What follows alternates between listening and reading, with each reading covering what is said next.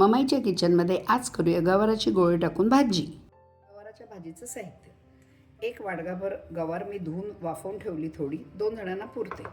1 वाटीभर बेसन, हिंग, फोडणी करता तेल, हे डाळीचं पीठ भिजवायला पण त्यातलंच तेल, मीठ आणि फोडणीचं साहित्य। हे बेसन आपण तेल, हिंग, मीठ, हळद, तिखट, धणे जिऱ्याची पूड टाकून घट्ट भिजवून घ्यायचं।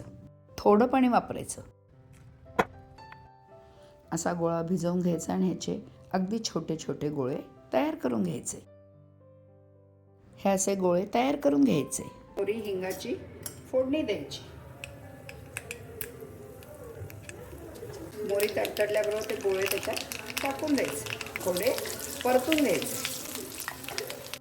गोळे परतले गेलेले ती गवारी त्याच्यात टाकून द्यायची। 1 मिनिटभर परतून घ्यायची।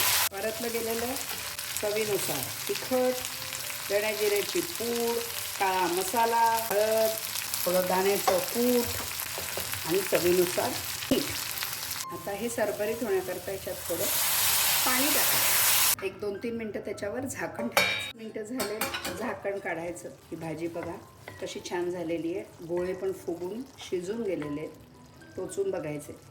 ही गवाराची गोळे टाकून भाजी खाण्यासाठी तयार।